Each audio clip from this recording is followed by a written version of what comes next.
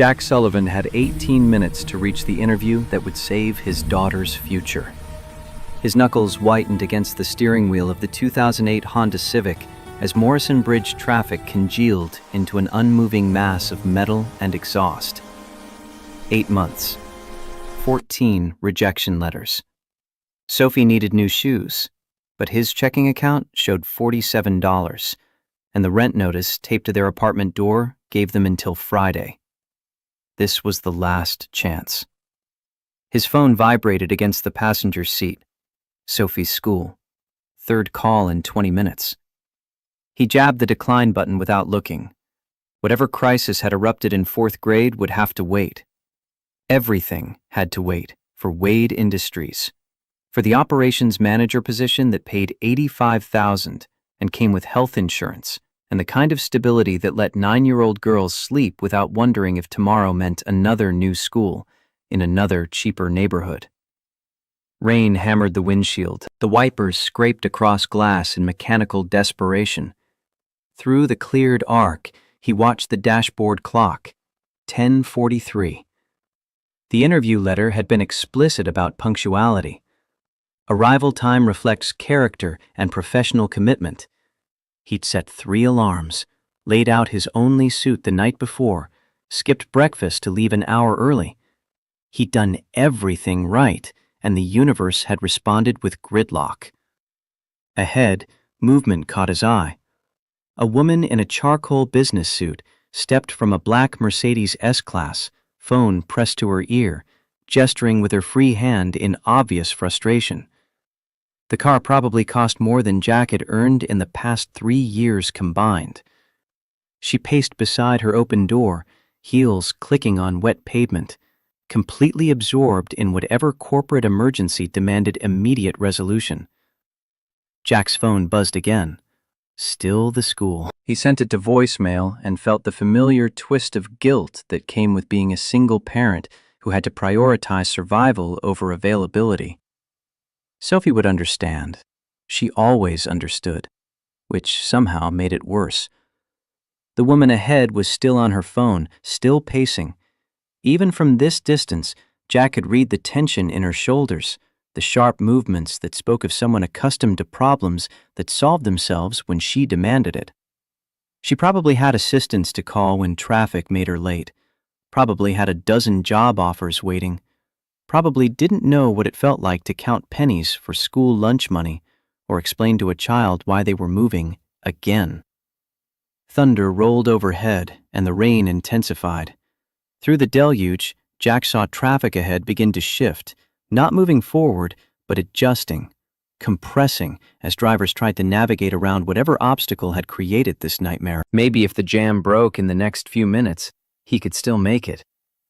Call from the parking garage, explain about the bridge, beg for 5 minutes of their time. The truck appeared without warning. Later, Jack would replay this moment countless times, trying to understand how he'd known. Maybe it was the sound, that diesel roar building too fast behind the white noise of rain. Maybe it was the way other drivers suddenly went still, that animal awareness of danger that predates language. Or maybe it was simpler than that. Maybe he'd just looked up at exactly the wrong moment and seen what was about to happen with the clarity of inevitability. The 18-wheeler had been in the right lane, boxed in by gridlock like everyone else. But its driver had decided to use the shoulder to bypass the jam, building speed on that narrow strip meant for emergencies. 40 miles per hour. 50. The massive vehicle fishtailed slightly as it hit standing water, but the driver didn't slow. Couldn't slow, Jack realized.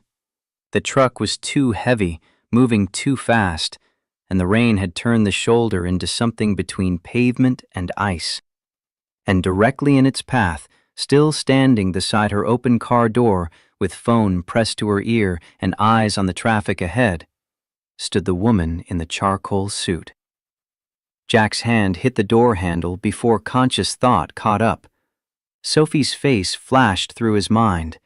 9 years old, with her mother's green eyes and her father's stubborn chin. What happened to her if he didn't come home? Who would make sure she ate breakfast and checked her homework and knew she was loved? But if he let this woman die, what did that teach Sophie about the kind of person her father was? That jobs mattered more than lives? That desperation was an excuse to walk past someone in trouble? Some choices don't wait for permission. Jack threw the door open and ran. 50 feet became 50 miles. Rain slapped his face, immediately soaking through the $89 suit from Goodwill that he'd bought on credit 2 weeks ago. The one that had felt like armor this morning and now clung to him like a drowning man's last breath. His dress shoes, purchased at the same thrift store and shined to hopeful gleam, slipped on wet pavement. He caught himself, kept running, aware of nothing but the woman ahead and the truck bearing down with the inevitability of mathematics. She still hadn't seen it. Still had her back turned, phone to ear, probably arguing with someone about this delay, about time that belonged to her and was being stolen by lesser mortals who couldn't keep traffic moving. The truck was 30 feet away. 20. Its horn blared, a sound like the end of the world, and finally, the woman turned. Jack saw her face in that moment, saw realization hit, saw her body begin the too slow process of trying to move while knowing it wouldn't be enough. He hit her like a linebacker, arms wrapping around her waist, momentum carrying them both away from the Mercedes and into the lane of stopped traffic. They went down hard. Jack twisted at the last second to take the impact on his shoulder. Pain exploded through his body as they hit pavement, skidding several feet on the rain-slick street. The truck roared past where she'd been standing, close enough that Jack felt displaced air slap against his back. Metal shrieked as it clipped the Mercedes' open door, tearing it from its hinges and sending it spinning across 3 lanes like a playing card tossed by a giant's hand. The door hit someone's Camry with a sound like a bomb going off. The truck kept going, fishtailing wildly now, its driver fighting for control. Then, somehow, silence. Not real silence. Car alarms screamed, people shouted, the truck's engine still growled in the distance.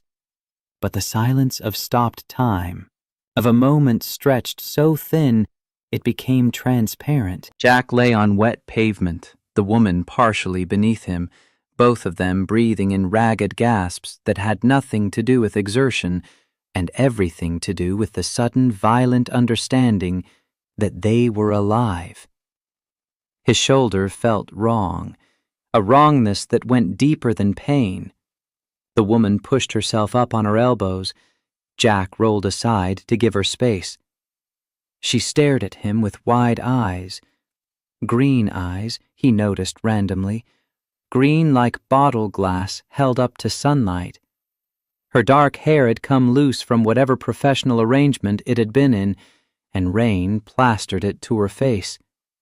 She opened her mouth, closed it, opened it again. "You," she managed. "That truck." "Yeah." Jack sat up slowly, testing his body for damage.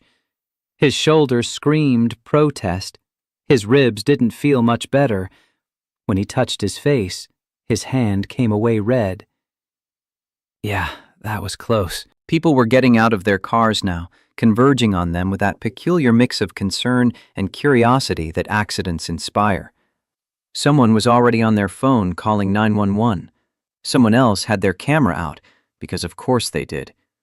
Jack had a dizzy thought about going viral, about Sophie seeing her father tackle a stranger on a bridge, and almost laughed. "Don't move!" A man in a construction vest knelt beside them. "Ambulance is coming." "Jesus, I saw the whole thing. You didn't even hesitate." Jack looked down at his suit. The left shoulder was shredded, dark with blood and rain. His pants had torn at the knee, and through the gap he could see an ugly abrasion forming. The shoes were ruined, both of them, the thrift store leather scuffed beyond any polish's ability to hide. His phone buzzed in his pocket. Somehow it had survived the impact. He pulled it out with a hand that shook slightly and saw the notification. One missed call from Wade Industries. Then, as he watched, a voicemail indicator appeared. 10:52 a.m. He'd missed it. After everything, the months of searching, the careful budgeting to afford the suit, the practiced answers to anticipated questions, the hope he'd barely let himself feel, he'd missed it.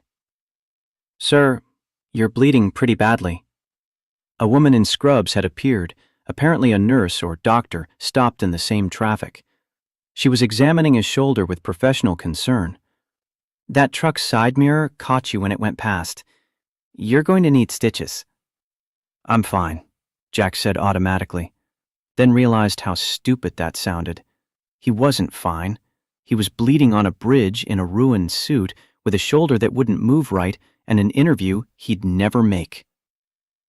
I have to call."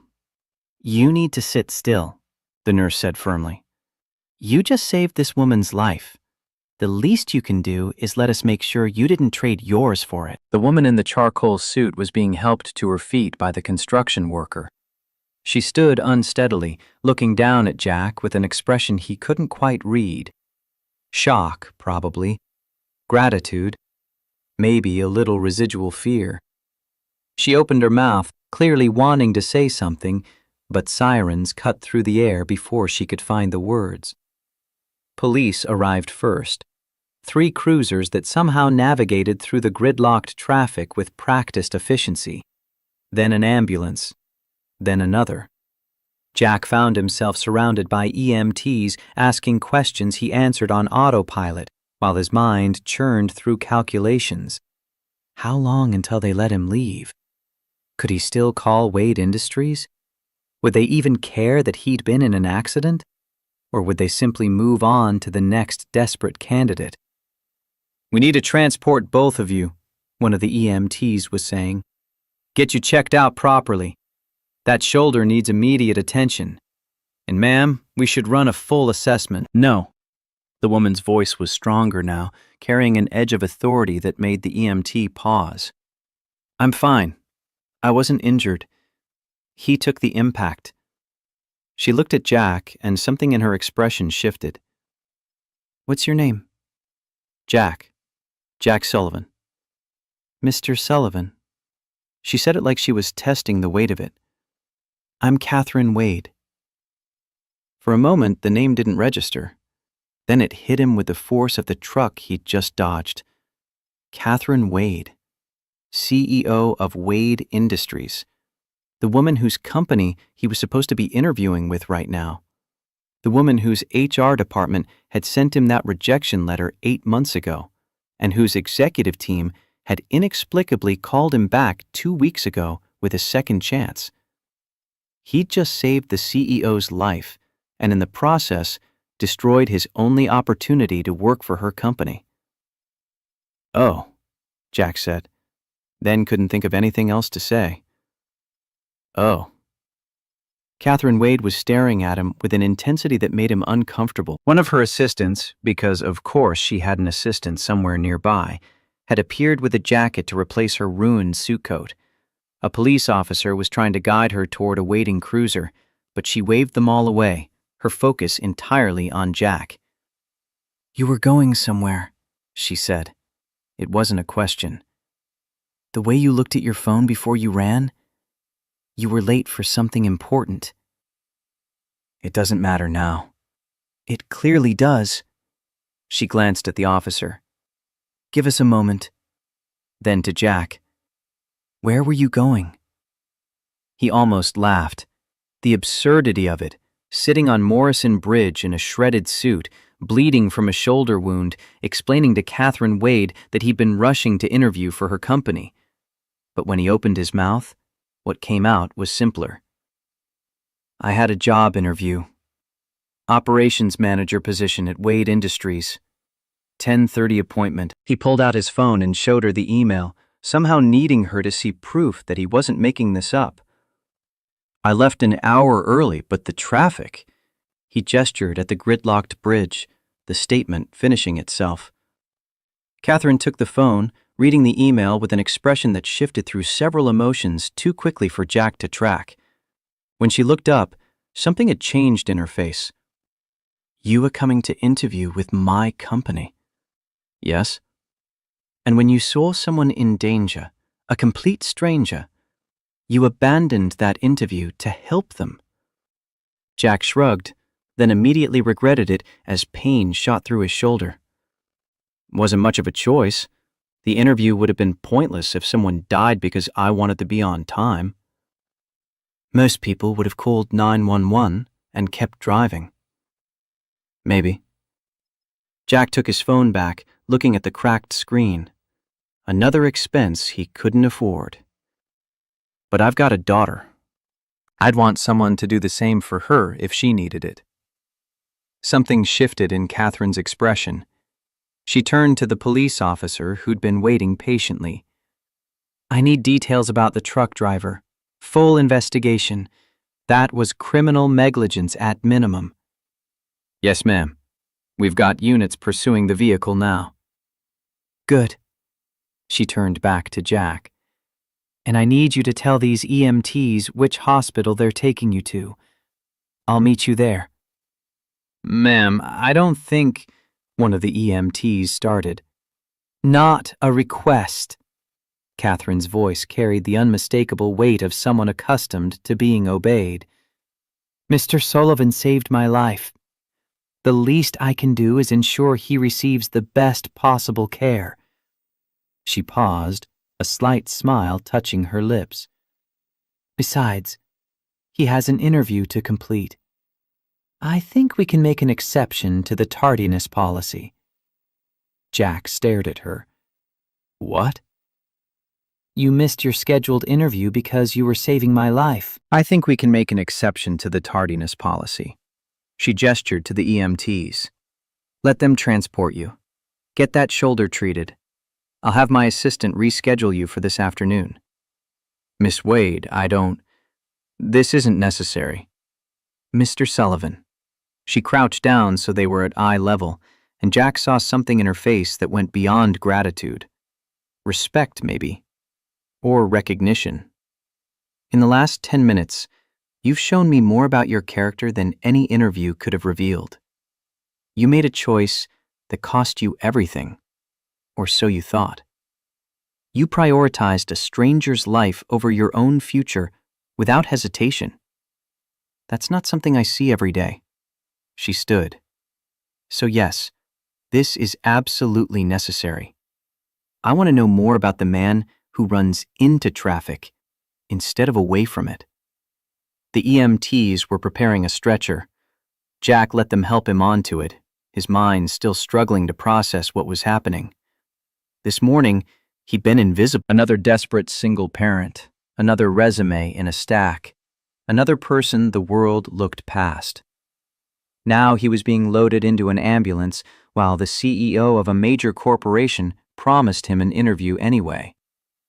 As they lifted the stretcher, he caught a glimpse of his Honda still sitting in traffic, door hanging open, hazard lights flashing. Everything he owned that mattered was in that car. Sophie's school enrollment papers, the folder of his professional certificates, the printed directions to Wade Industries. "My car," he said. "I need to—" "I'll have someone deal with it," Catherine said. She was walking alongside the stretcher, her assistant scrambling to keep up while talking rapid fire into a phone. "Focus on getting patched up. We'll handle the rest." The ambulance doors closed, and through the small window, Jack watched the bridge scene recede. Police were redirecting traffic. Tow trucks were arriving for the Mercedes and the vehicles damaged by the flying door. The truck was probably miles away by now, its driver either unaware of what had almost happened or choosing to run rather than face consequences. The EMT examining his shoulder was saying something about tissue damage and possible ligament tears. Jack heard the words, but couldn't quite make them feel real. None of this felt real. Less than 15 minutes ago, his biggest fear had been missing an interview. Now that same interview was somehow still happening. His body was a map of fresh injuries, and Catherine Wade was personally ensuring he received care. His phone buzzed. Sophie's school. 4th call. He answered it this time. "Mr. Sullivan?" The voice was familiar. Mrs. Davidson, the school secretary. "We've been trying to reach you. Sophie got into an incident during recess. She's fine, but we need you to come pick her up." "What kind of incident?" "Some other students were teasing her and she pushed one of them. We have a strict no violence policy and—" "I understand." Jack closed his eyes, feeling the weight of too many problems trying to solve themselves simultaneously. "I'm actually in an ambulance right now. There was an accident on the bridge. Can she stay in the office until I can arrange pickup?" Silence on the other end, then, "An ambulance? Mr. Sullivan, are you all right?" "I will be. Just need some stitches. But I can't get there for at least an hour, maybe 2. Is there any way—" Of course. Sophie can stay with me.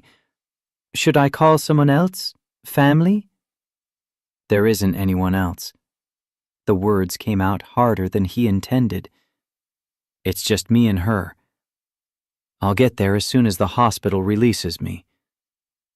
He ended the call and stared at the ambulance ceiling.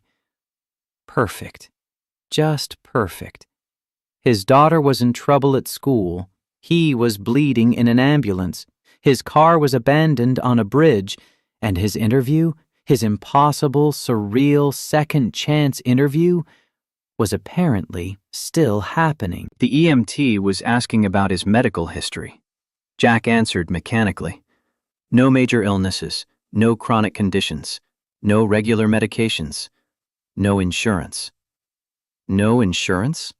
The EMT paused. "Sir, this hospital visit is going to be expensive. Emergency transport, stitches, possibly imaging for that shoulder. I'll figure it out."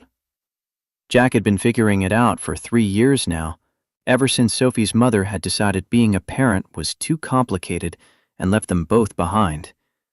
He figured out child care and school lunches and rent and utilities and groceries and birthday presents and everything else that came with raising a child alone. He'd figure out one more bill. They arrived at Providence Memorial 15 minutes later. The hospital was familiar.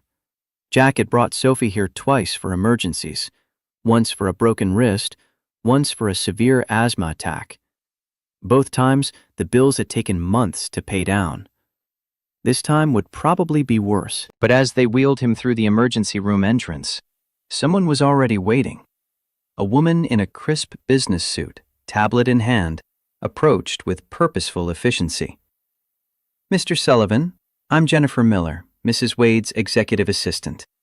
She's asked me to ensure you receive the best possible care." Jennifer handed something to the registration nurse. "All expenses are covered by Wade Industries, whatever he needs." The nurse looked at the card Jennifer had provided, then at Jack with new interest. "Right away, Miss Miller. We'll get him into a treatment room immediately." "Wait." Jack tried to sit up on the gurney. "I can't let your company pay for this. It's too much." Jennifer smiled. It was a professional smile, polite but firm. "Miss Wade was quite clear about this, Mr. Sullivan. You saved her life. This is the absolute minimum we can do in return. Please don't argue. You'll lose." She wasn't wrong. Within minutes, Jack found himself in a private treatment room with a doctor examining his shoulder and a nurse cleaning the various cuts and abrasions that covered his face and arms. The doctor ordered X-rays, then an MRI to rule out ligament damage. Everything moved with swift efficiency that came from knowing someone important was paying attention. 45 minutes later, Jack had 12 stitches in his shoulder, another 8 across his forehead, and a diagnosis of severe bruising but no permanent damage. The doctor prescribed pain medication and rest, both of which seemed laughable. Rest wasn't an option when you had a 9-year-old who needed picking up from school and bills that wouldn't pay themselves. He was trying to figure out how to get to Sophie when Jennifer reappeared. "Ms. Wade is waiting in a conference room upstairs. If you're feeling up to it, she'd like to conduct your interview now." Jack looked down at himself. His suit was destroyed. His face was bandaged. And he probably looked like he'd lost a fight with a concrete mixer. "I'm not exactly interview ready. Ms. Wade is aware of your condition. She'd still like to speak with you." Jennifer paused. "And she's also arranged for a driver to pick up your daughter from school and bring her here. Sophie, correct? 9 years old?" "How did she—" Jack stopped. Of course Catherine Wade knew about Sophie. She'd probably had someone pull his entire background while he was being stitched up. Did Sophie's school agree to that? Ms. Wade spoke with the principal personally. Of course she had. Jack followed Jennifer through the hospital corridors, his mind struggling to keep up with how quickly everything had changed. This morning, he'd been invisible. Another struggling single parent, another resume in a stack, another person the world looked past. Now he was being escorted through a hospital by an executive assistant while the CEO of a major corporation waited to interview him. The conference room was small but private, with a window overlooking the hospital's courtyard. Catherine Wade sat at the table, still in her rain-damp business suit, a laptop open in front of her. She looked up as Jack entered, and that same assessing look from the bridge crossed her face. "Mr. Sullivan, please sit." She gestured to the chair across from her. "Jennifer, can you give us some privacy?" Jennifer nodded and slipped out, closing the door behind her. For a long moment, Catherine just looked at him. Jack resisted the urge to fidget, to explain, to fill the silence with words that would only make him sound more desperate. Let her look. Let her see what she'd see. "Tell me about your daughter," Catherine said finally. Of all the questions Jack had prepared for, this wasn't one of them. "Sophie. She's 9. Smart, funny, stubborn as hell." He smiled despite himself. "Looks just like her mother, but has my terrible sense of humor." "And her mother?" "Gone. Left when Sophie was 6. Decided parenting wasn't what she'd signed up for." Jack kept his voice neutral. He'd learned not to let the bitterness show. "Been just the two of us since then." "That must be difficult." "It's life. You do what needs doing." Catherine nodded slowly. "Your resume indicates you have a degree in operations management from Portland State. Top of your class. Letters of recommendation from 3 previous supervisors, all glowing. 5 years of progressively responsible positions at Riverside Manufacturing before they closed their Portland facility. Yet you've been unemployed for 8 months. Why?" Here it was. The question he'd been dreading. The gap he couldn't explain without sounding like he was making excuses.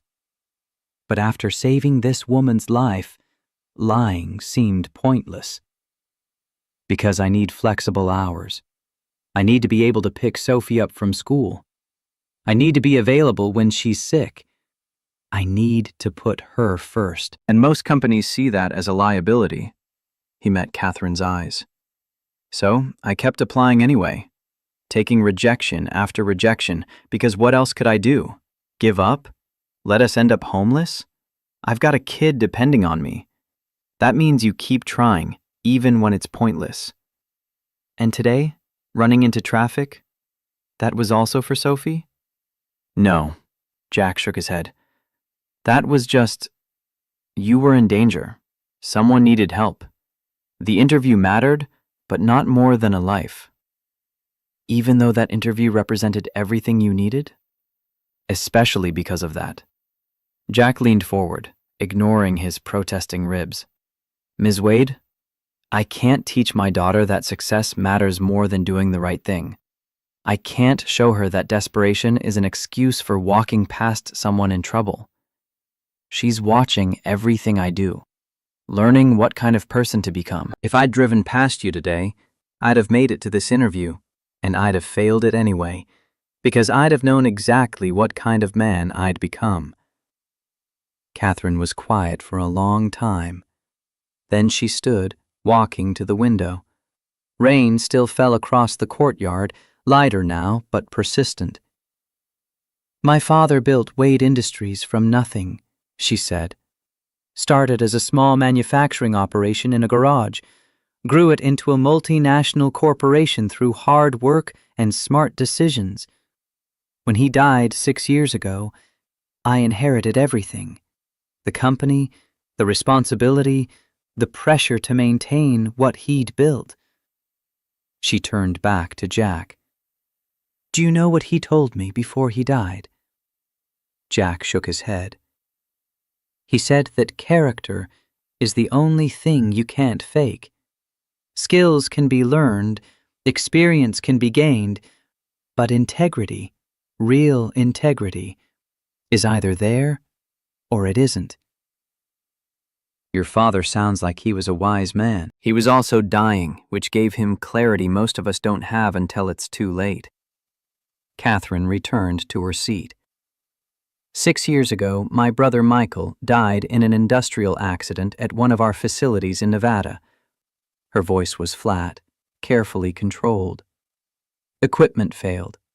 Maintenance had been deferred because of production targets. Management ignored worker concerns. Michael was there visiting, learning the operations from the ground up like our father wanted.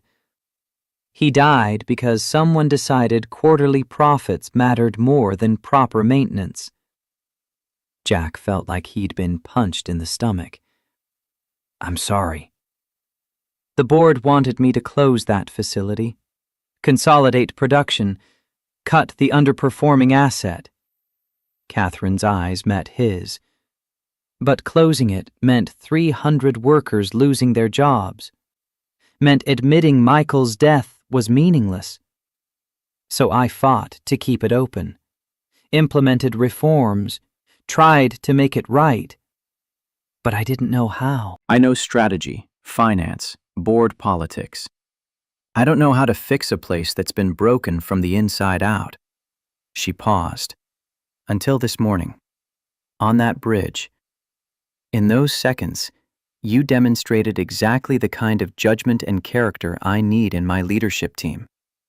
Someone who makes the hard choice even when it costs them everything.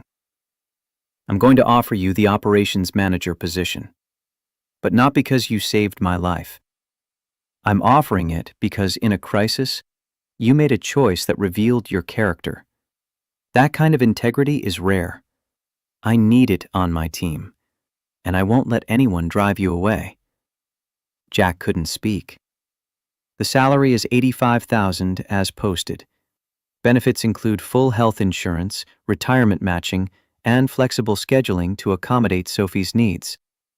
Catherine pulled out a tablet and tapped a few keys. You'll start Monday, 4 days from now. Jennifer will handle all the paperwork and help you find childcare options near our office. Any questions? I don't understand. You haven't asked me anything about operations management, process improvement, supply chain logistics, any of the actual job requirements. I've read your resume. Your previous supervisors all say you're exceptional at the technical aspects of the work. What I needed to know was whether you're exceptional as a person. You answered that question on a bridge in the rain. The rest is just details. She stood, extending her hand. Welcome to Wade Industries, Mr. Sullivan. Try not to save my life again. I prefer to keep the heroics to a minimum going forward. Jack stood and shook her hand, his grip firm despite the pain in his shoulder. I'll do my best, ma'am. Catherine. Call me Catherine. We're going to be working closely together, and I prefer to keep things relatively informal with my senior team." The door opened, and Jennifer appeared with a small figure behind her. Sophie, her dark hair in the messy ponytails she always insisted on doing herself, her school backpack dragging behind her. She saw Jack, and her face crumpled. "Daddy!" She ran across the room and threw herself at him. Jack caught her, biting back a gasp as the impact jarred his injured shoulder. "Hey, baby, I'm okay. Just a few scratches." "The lady said you were in an accident. She said you saved someone." Sophie pulled back to look at him, her eyes wide. "Is that true?" "Yeah, sweetheart. Someone needed help, so I helped them." Sophie looked past him to Catherine. "Was it you? Did my dad save you?" Catherine knelt down so she was at Sophie's eye level. "He did. Your father is a very brave man." "I know."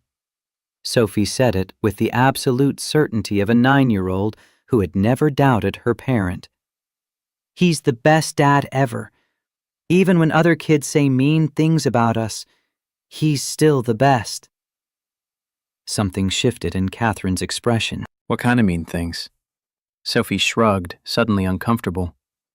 "Just stuff about how we don't have a lot of money, about how we've moved a lot, about my mom not being around. But Daddy says people who judge others without knowing their story aren't worth listening to." "Your daddy is very right." Catherine stood, and when she looked at Jack again, there was something new in her eyes. Understanding, perhaps, or solidarity. "Sophie, how would you like to see where your dad is going to be working?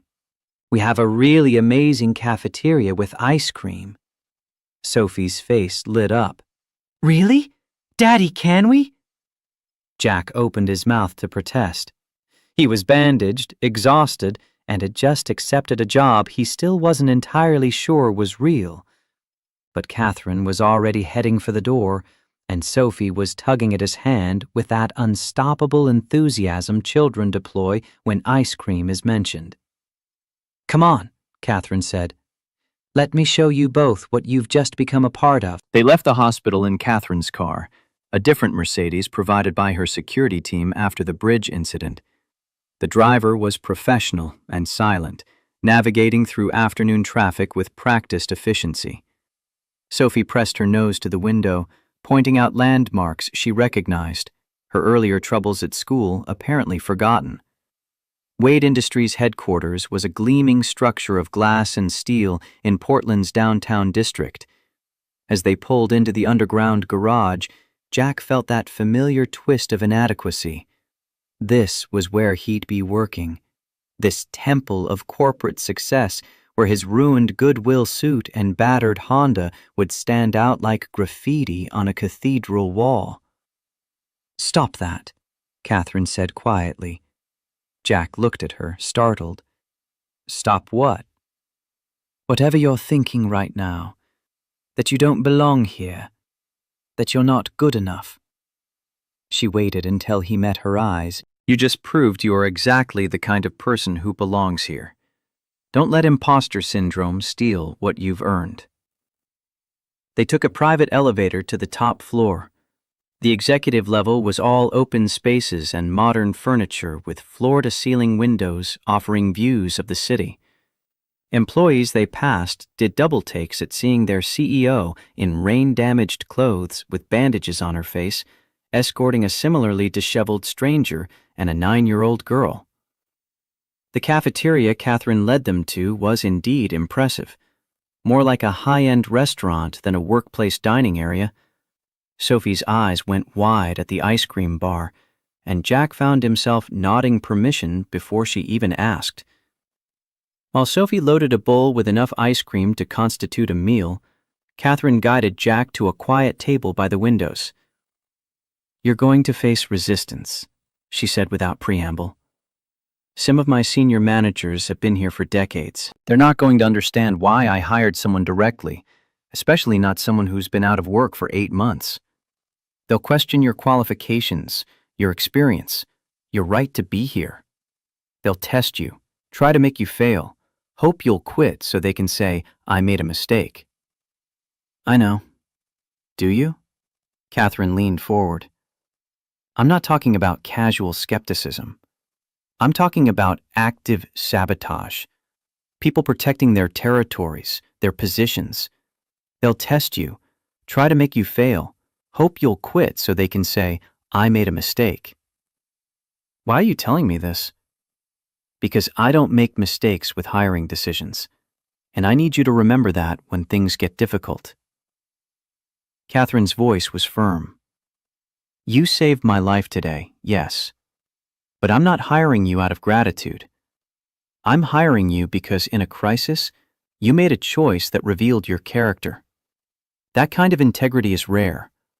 I need it on my team, and I won't let anyone drive you away. Sophie returned with her ice cream bowl, climbing into the chair next to Jack. She took a huge bite and immediately winced.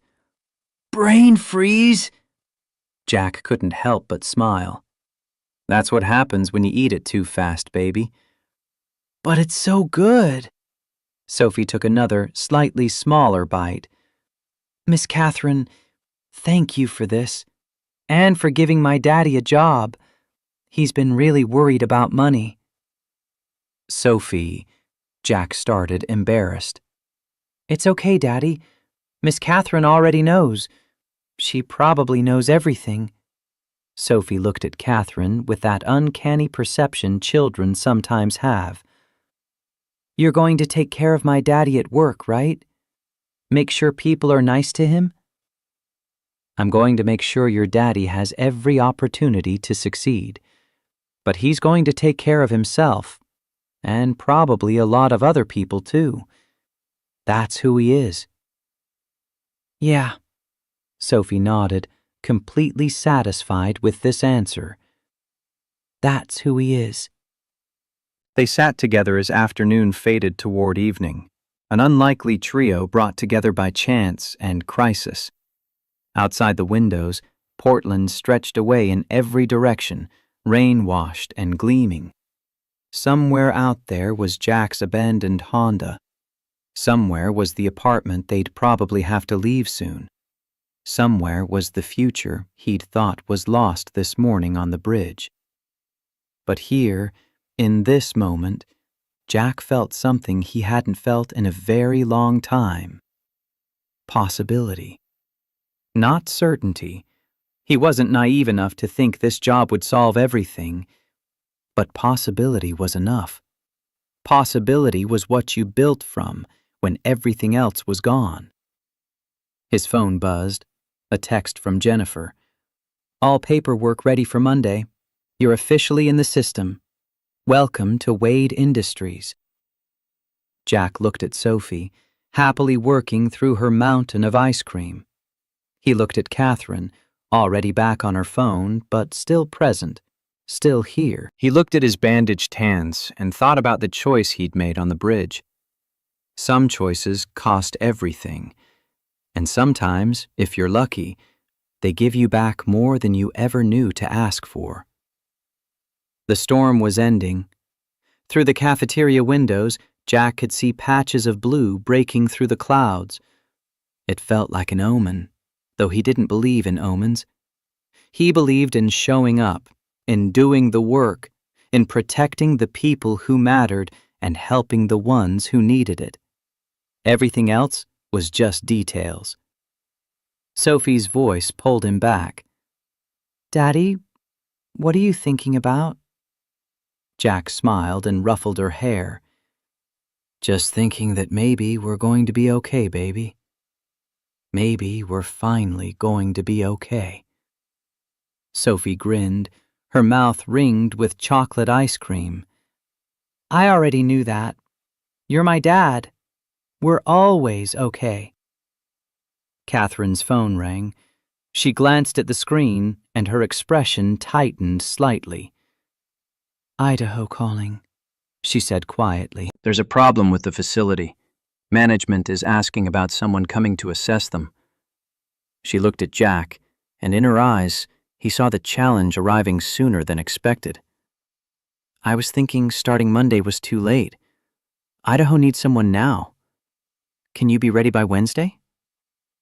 Jack thought about Sophie, about the time he'd promised her, about the small apartment waiting for them. Then he thought about 230 workers in Idaho working with failing equipment while corrupt management stole from them. Yes, he said, I can be ready. Wednesday morning arrived with a kind of nervous energy that made coffee taste like metal. Jack stood in front of the bathroom mirror at 5:30, adjusting a tie borrowed from the Goodwill store manager who'd extended the kindness after hearing about the bridge. The suit was new, purchased with an advance Jennifer had quietly arranged, but it still felt like costume armor over skin that didn't quite fit the role yet. You look handsome, Daddy. Sophie appeared in the doorway, still in her pajamas, clutching the stuffed elephant she'd had since she was 3. You're supposed to be sleeping, baby. I wanted to see you before your first day. She patted across the cold tile and wrapped her arms around his waist. Jack knelt down so they were eye level, recognizing the question for what it really was. Sophie asking if she should be scared. A little nervous, maybe, but that's normal when you start something new. It means you care about doing it right. Will the people there be nice to you? He thought about Catherine's warning, about the resistance she'd promised was coming. Some will be. Some might not be at first, but that's okay. We can't control how other people act, only how we respond.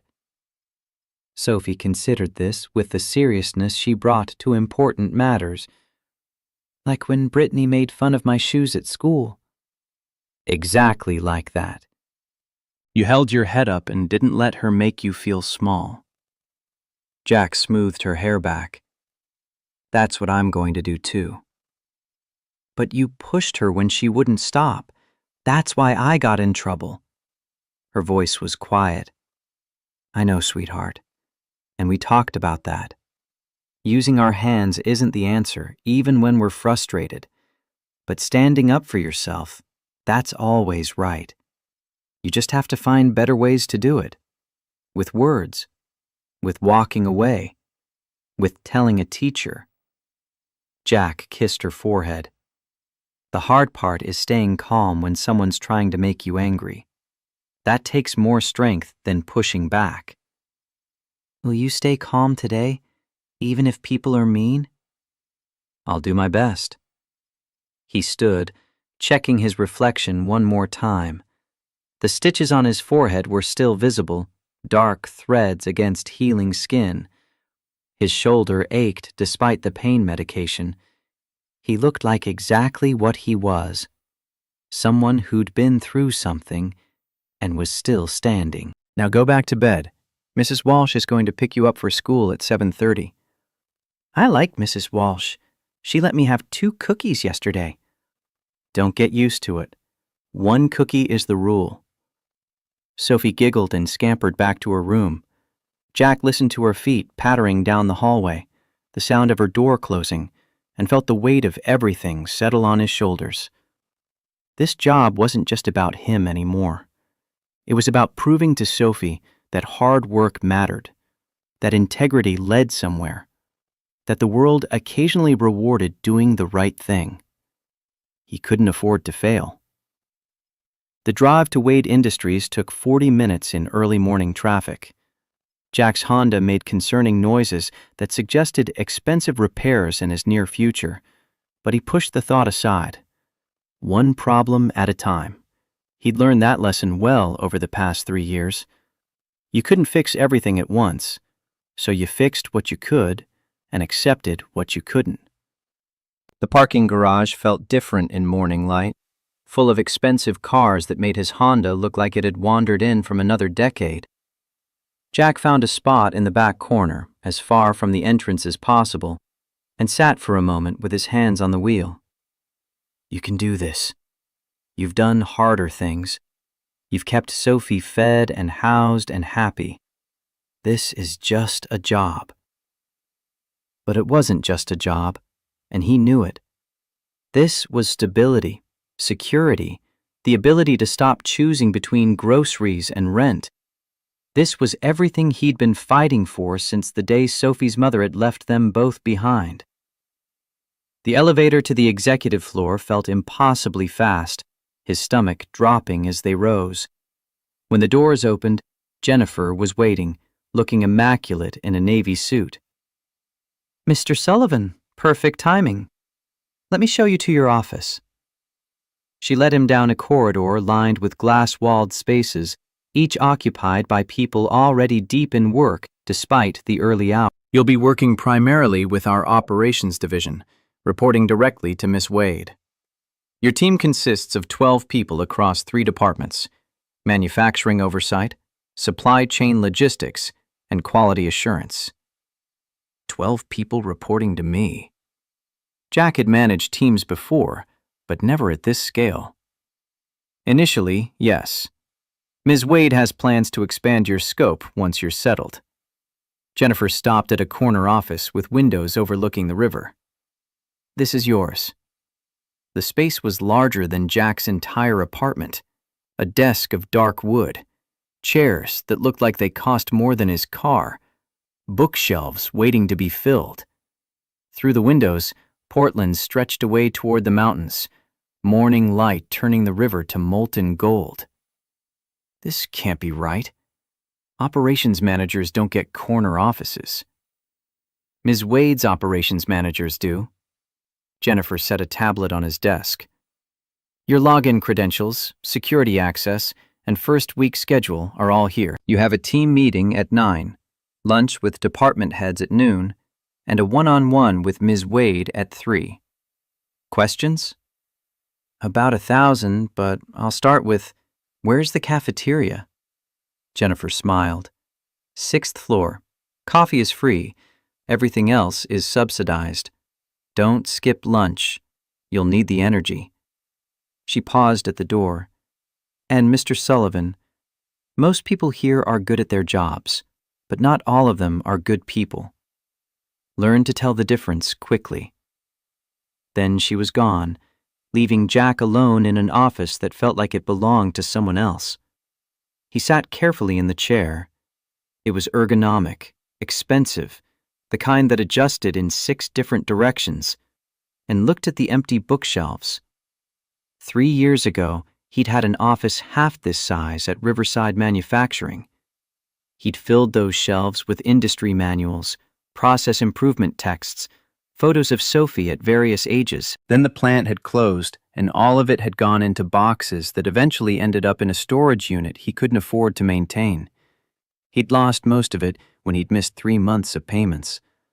Starting over meant rebuilding from nothing every time. His computer chimed. An email notification. The sender was someone named Marcus Foley, Senior VP of Operations. The subject line read, "Welcome to the team." Jack opened it, expecting a standard greeting. "Sullivan, heard you're the new operations manager. Interesting hire. Most people work their way up to positions like this over decades. You must have made quite an impression. Looking forward to seeing what you bring to the table. We have high standards here. Let's hope you can meet them. Marcus Foley, Senior VP of Operations." The message was polite on the surface, but carried an unmistakable edge. Jack had encountered men like Marcus before. Corporate veterans who viewed every newcomer as a threat or an incompetent until proven otherwise. Sometimes both. Another email arrived. This one from someone named Patricia Torres, inviting him to the 9 o'clock team meeting. Then another from Helen Pierce in Quality Assurance, asking if they could schedule time to discuss operational protocols. Then 3 more, each with that same careful politeness that masked judgment. By 8:30, Jack had received 14 emails, and maybe 5 of them felt genuinely welcoming. He spent the next 20 minutes reviewing the tablet Jennifer had left, memorizing names and titles, trying to understand the organizational structure he'd just been dropped into. Wade Industries was vast. Manufacturing facilities in 6 states, distribution networks spanning the country, Thousands of employees depending on decisions made in this building. And now he was part of the machinery that kept it all moving. At 8:55, Jack made his way to conference room B, following the directions on his tablet. The room was already half full, with people who stopped talking the moment he entered. 12 faces turned toward him with expressions ranging from curious to openly hostile. "You must be Sullivan." A man in his 50s with silver hair and an expensive suit stood up. Marcus Foley. They'd exchanged emails. "Mr. Foley." Jack shook his hand, noting the grip that was just slightly too firm, the eye contact that lasted just slightly too long. Territory marking, pure and simple. "Call me Marcus. We're pretty informal here despite appearances." Marcus gestured to the empty seat at the head of the table. "That's your spot. Ms. Wade likes her managers to run their own meetings." Jack sat, feeling the weight of every gaze in the room. "I appreciate everyone taking the time this morning.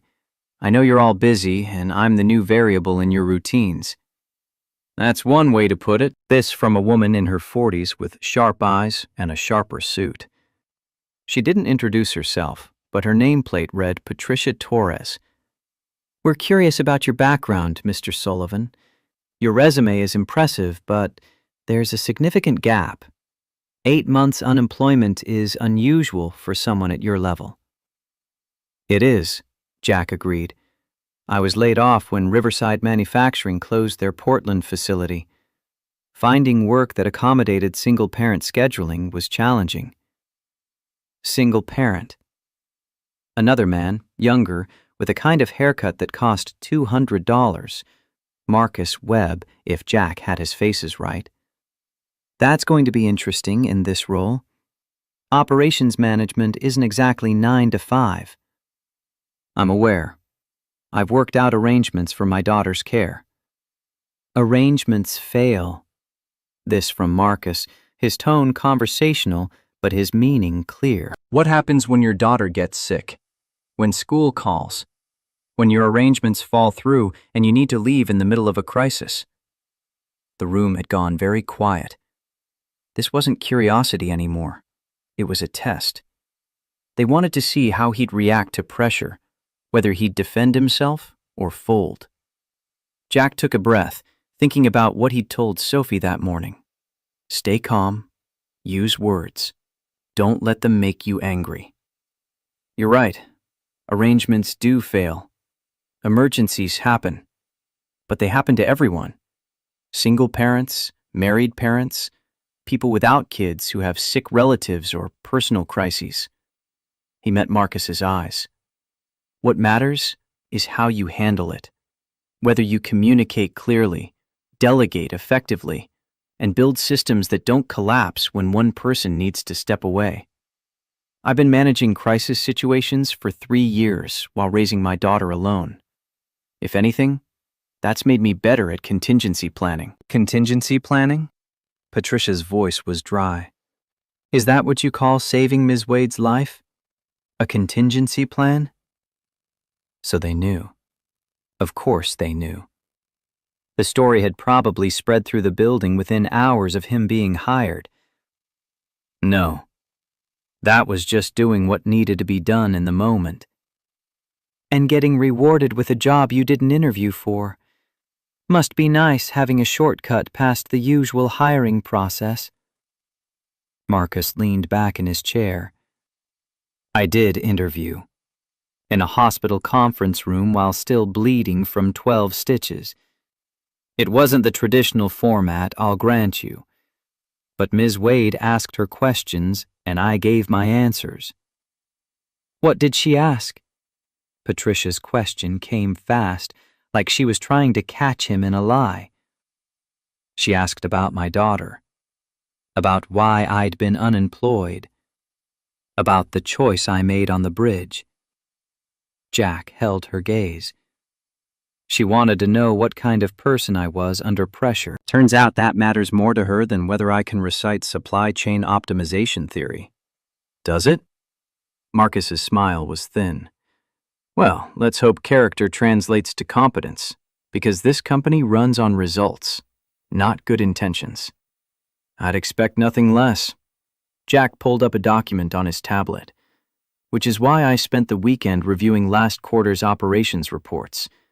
I have questions about the variance in manufacturing throughput between our facilities. The Oregon plant is running at 92% efficiency, while Idaho is stuck at 78%. That's a significant gap. The room shifted. Patricia and Marcus exchanged glances. Helen Pierce sat up straighter. You reviewed last quarter's reports. Patricia's tone had changed, surprise creeping through the skepticism. Those are dense documents. 300 pages of data. 347, actually. I read fast when it matters. Jack pulled up a chart. Idaho facilities' numbers have been declining for 6 months. Equipment failure rates are up, worker satisfaction scores are down, and there's been a 23% increase in safety incidents. That suggests either poor management, inadequate maintenance, or both. Marcus's expression had gone carefully neutral. The Idaho situation is complicated. The facility manager retired last year, and we've been searching for a replacement. For a year? Jack didn't hide his disbelief. While efficiency dropped and people got hurt? That's not complicated. That's negligent. Silence crashed through the room like a physical force. No one spoke. No one moved. Jack realized he'd just called out senior leadership for what was essentially a failure, and he was barely 2 hours into his first day. But he'd also spent 3 years watching Sophie learn to stand up for herself, teaching her that speaking truth mattered even when it was uncomfortable. If he wanted her to believe that, he had to live it. You're not wrong. The voice came from the doorway. Catherine Wade stepped into the room, her presence immediately commanding attention. The Idaho situation is exactly what Mr. Sullivan described. Negligence dressed up as complexity, which is why he's going there next week to fix it. Catherine, I didn't realize you'd be joining us. Marcus stood. I wasn't planning to, but I wanted to see how Mr. Sullivan's first meeting went. Catherine's smile was pleasant, but her eyes were steel. Sounds like he's already identified problems some of you have been ignoring for months. We've been aware of Idaho's challenges. We just haven't had the resources. You've had the resources. You haven't had the will. Catherine took a seat at the table. Mr. Sullivan, tell me what you'd do about Idaho. Jack felt every eye on him again, but this time it was different. Catherine wasn't testing him. She was giving him a platform. The question was whether he was ready to use it. I'd start with the data. Interview workers, review maintenance logs, assess equipment condition. Find out what's actually causing the efficiency drop. Is it mechanical failure, training issues, morale problems? Then I'd create a prioritized action plan with measurable targets and a realistic timeline. How long would this assessment take? 1 week on site? Maybe less if people are honest about what's happening. And if they're not honest? Jack thought about the past 3 years, about all the times people had made assumptions about him based on his situation. Then I'll look at what the numbers say instead of what people claim. Data doesn't lie. It just takes effort to read it correctly. Catherine nodded. Marcus, arrange travel for Mr. Sullivan. He leaves tomorrow. Patricia, I want you to brief him this afternoon on Idaho's history. Helen, pull together equipment maintenance records going back 2 years. She stood. And everyone in this room needs to understand something clearly. Mr. Sullivan is here because I hired him. Yes, but he stays because of what he can do. I suggest you stop testing whether he belongs and start helping him succeed. Questions? No one had questions. Catherine left as quickly as she'd arrived, and the room slowly exhaled.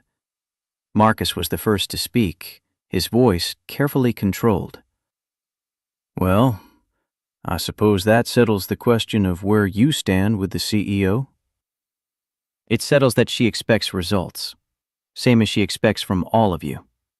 Jack closed his tablet. I'm not here to make enemies or prove superiority.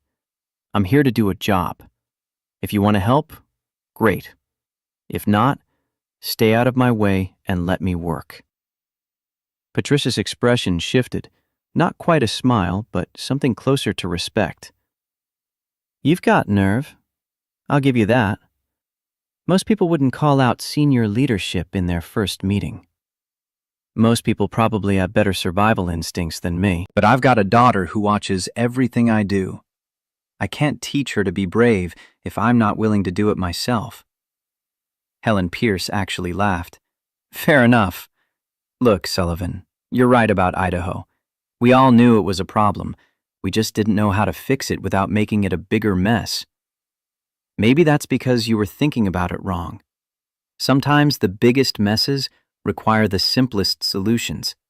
Show up, listen, fix what's broken. Not everything needs a committee or a strategic plan. Some things just need someone willing to do the work. The meeting wrapped up 20 minutes later with more cooperation than Jack had expected. Patricia actually shook his hand on the way out. Helen offered to grab coffee sometime. Marcus remained distant but no longer openly hostile. Progress, Jack thought. Small, tentative progress. Back in his office, Jennifer was waiting with lunch, a sandwich and soup from the cafeteria. Ms. Wade thought you might forget to eat. She's not wrong. Jack realized he'd skipped breakfast in his nervousness. Thank you. How was the meeting? Honest. They don't trust me yet. Some of them actively resent me, but at least we're not pretending otherwise. Jennifer's smile was knowing. That's better than most new hires get. Usually the resentment stays hidden for months. She set down a folder. Idaho facility information. Patricia will brief you at 4, but this will get you started. Jack spent his lunch reading about a manufacturing plant that had once been Wade Industries' flagship operation. Built in 1987, expanded in the 90s, employing 230 people in a town of 4,000. The kind of place where the factory was the heartbeat of the entire community. And now it was dying slowly from neglect and absent leadership. At 3 o'clock, Jack knocked on Catherine's office door. She called for him to enter, and he found her standing at her window, looking out over the city. How's your first day? Her tone carried genuine interest. Challenging, eye-opening, exactly what I expected, and nothing like I imagined. Your team is talented but cautious. They're waiting for me to fail. Some of them are hoping I'll fail. I know. Does that bother you? Jack considered the question. It bothers me that they're wasting energy on hoping instead of working. But their opinion of me isn't something I can control. All I can do is show up and do the job. Catherine turned to face him. The Idaho facility is a test. You understand that, right? I'm sending you to the worst situation we have, and everyone is going to watch to see how you handle it. Because if I can fix Idaho, they'll have to take me seriously. Exactly. But it's more than that. Idaho matters to me personally. My father opened that plant. It was his pride and joy, proof that Wade Industries could succeed in small-town America, that we could provide good jobs in places other companies abandoned. Her voice softened. Watching it decline has felt like watching his legacy crumble. I need someone who cares enough to save it. Not for me, but for the 230 people whose livelihoods depend on it. What if I can't? What if the problems are too deep or the solutions too expensive? Then you tell me honestly, and we make hard decisions together. But I don't think that's going to happen. I think you're going to go to Idaho and see what everyone else missed. That the facility's problems aren't mechanical or financial, they're human. People stopped caring because no one cared about them. Fix that, and everything else follows. Jack thought about his apartment, about the way it had started feeling like home once he and Sophie had arranged their few possessions with care, about how a place reflected the people in it, and how neglect wasn't just visible in broken equipment, but in broken spirits. I'll do my best. I know you will. That's why you're going. Catherine pulled up a calendar. Tomorrow morning, 6 a.m. flight. You'll have full authority to implement immediate fixes, equipment purchases, staffing changes, whatever you deem necessary within reason. Jennifer will give you procurement codes and emergency contact numbers. Questions? Just one. Why me? You could have sent Marcus or Patricia, people with more experience, more authority, more credibility with the workers. Catherine smiled, but it was sad. Because Marcus and Patricia see problems through spreadsheets. They'd arrive with clipboards and cost analyses and recommendations that look perfect on paper, but ignore the reality of people's lives. You see problems through the lens of someone who's lived them. That makes all the difference. The Idaho facility looked worse than the reports had suggested. Jack stood in the parking lot at 7 Thursday morning, having driven from the Boise airport through country roads that wound past farmland and scattered houses, and stared at what was supposed to be Wade Industries' flagship manufacturing plant. The building itself was solid, red brick and steel built to last, but everything around it spoke of slow decay. Cracked pavement with weeds pushing through, faded paint on the loading docks, a sign near the entrance that read, "Safety First," with 2 letters missing.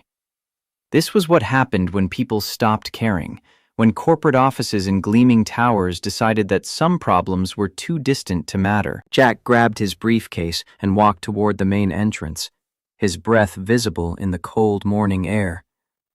Inside, the reception area was clean but tired. Furniture from the 90s, walls that needed fresh paint, a coffee maker that had seen better decades. A woman in her 50s sat behind the desk, looking up with the weary expression of someone who'd seen too many corporate visitors promise change that never came. "Help you?" Her tone suggested she already knew the answer and didn't expect much. "Jack Sullivan, I'm here from the Portland office to meet with Tom Henderson." "You're the new guy Catherine sent." The woman's voice indicated she'd already categorized him alongside every other disappointing assessment team. "Tom's expecting you. Through those doors, take the stairs down, follow the noise." "Thank you, Ms. Karen. Just Karen." She returned to her computer screen, dismissing him. Jack found the stairs and descended into the heart of the facility. The noise hit him first. Machinery running at inconsistent rhythms, the clank of metal that suggested loose fittings, voices raised over the mechanical din. Then the smell, oil and heat, and something acrid that spoke of equipment pushed past its limits. The factory floor stretched away in organized chaos. Assembly lines ran in parallel rows, workers moving through practiced motions that carried the weight of repetition. But Jack's trained eye caught the problems immediately. A conveyor belt that stuttered every few seconds, a welding station where the operator had to kick the equipment to keep it running, safety gear that looked functional but outdated, workers whose body language screamed exhaustion and resignation. A man in his early 60s approached, wiping oil-stained hands on a rag. He was built like someone who'd spent decades on factory floors, broad shoulders, calloused hands, eyes that missed nothing. "You Sullivan?" "Yes, sir." "You must be Tom Henderson." "Facility supervisor. Been here 32 years. Tom's handshake was firm. Testing. "Catherine called yesterday, said you were coming to help. That true? Or are you just another suit collecting information for a report nobody reads?" "I'm here to fix what's broken." Whether that makes me different from the others, you'll have to decide for yourself. Tom grunted, something that might have been approval. Fair enough. Come on. I'll show you around and you can tell me what you see. They walked the factory floor for 2 hours. Tom pointed out problems with the practiced efficiency of someone who'd cataloged every failure for years. The injection molding machines that ran hot because cooling systems needed $45,000 replacement. The ventilation that barely functioned, making summer work dangerous. 3 workers hospitalized in the past 2 years. The electrical panels that occasionally sparked, terrifying everyone, but $90,000 to fix properly. The conveyor on line 3 that had been stuttering for 8 months, productivity down 15%. The list went on and on, each issue building on the last until Jack understood why efficiency had dropped to 78%. How many safety incidents last month? Jack asked as they paused near a packaging station. Officially 4. Unofficially, Tom's jaw tightened. Probably double that. People don't report minor injuries anymore because they've learned nothing changes. Why fill out paperwork when corporate just files it away? Because every incident matters. Because minor injuries become major ones. Jack stopped, recognizing the futility of lecturing someone who already knew. Show me the incident reports. All of them, official and unofficial. Why? You planning to fire people for not reporting? I'm planning to understand what's actually happening so I can fix it. Jack pulled out his tablet. Tom, I know you don't trust me yet. I know you've seen people like me before and they've disappointed you. But I need you to understand something. I'm not here to write reports or make recommendations that die in committee meetings. Catherine gave me full authority to implement immediate fixes. That means if something needs replacing, I can authorize it. If someone needs additional training, I can arrange it. If management is the problem, I can address it. Tom studied him for a long moment. Full authority? Within reason? Yes. Define reason. Anything that improves safety, increases efficiency, or directly impacts worker welfare, I can approve on site. Anything over $500,000 or involving facility-wide restructuring needs Catherine's sign-off, but she told me to call her directly if I need it. Jack gestured at the factory floor. What would you fix first if money wasn't the constraint? Tom didn't hesitate. The ventilation system. It's been inadequate for 5 years. Summer heat makes the floor dangerous. We've had 3 workers pass out in the last 2 years. 1 needed hospitalization. Corporate keeps saying it's too expensive to replace. How much? $180,000 for a proper industrial system that meets modern standards. Jack pulled out his phone and called Catherine. She answered on the second ring. Sullivan, how's Idaho? Worse than reported. The ventilation system is a safety hazard. I need approval for a 180 replacement. Silence on the line, then, done. Send me the specifications and I'll have procurement start the paperwork today. What else? I'll know more after I've been through everything. But Tom here has been cataloging problems for years. I suspect there's a list longer than my arm. Then work through the list. Fix what needs fixing. Keep me updated. Catherine paused. And Sullivan, thank you for calling immediately instead of sitting on it. She hung up. Jack looked at Tom, whose expression had shifted from skepticism to something closer to shock. She just approved it, on a 2-minute phone call. Get me the specifications for the system you need, and it'll be ordered today. Tom's weathered face worked through several emotions. Just like that. Just like that. Now show me what else needs attention. By lunchtime, Jack had a list of 23 critical issues, 6 of which needed immediate attention, and the rest scheduled for the following month. He'd authorized equipment repairs totaling $90,000, ordered replacement parts for the injection molding machines, and scheduled safety training for the entire facility. Tom had called a lunch meeting in the break room, and word had spread. When Jack arrived, 40 workers were waiting, a mix of assembly line operators, machinists, quality inspectors, and maintenance crew. They watched him with the same weary skepticism Karen had shown, the look of people who'd stopped believing in rescue. Most of you know who I am by now. I'm Jack Sullivan, operations manager from Portland. Catherine Wade sent me here to assess the facility and implement improvements. I've been walking the floor with Tom all morning, and I've seen enough to understand why you're frustrated. Frustrated. A woman in her 30s with grease-stained coveralls spoke up. That's corporate speak for, we know you're miserable, but we're not going to do anything about it. We've heard it before. You're right. Frustrated is too mild. You're working with failing equipment in unsafe conditions while corporate has ignored you for years. That's not frustration. That's abandonment. Jack pulled out his tablet. This morning, I authorized a 180 ventilation system replacement. It'll be installed within 6 weeks. I also approved equipment repairs, replacement parts, and safety training. That's day 1. Tomorrow, I'll tackle the next set of problems. The room had gone silent. You're serious? The woman who'd spoken stared at him. Completely. Tom, tell them about the phone call.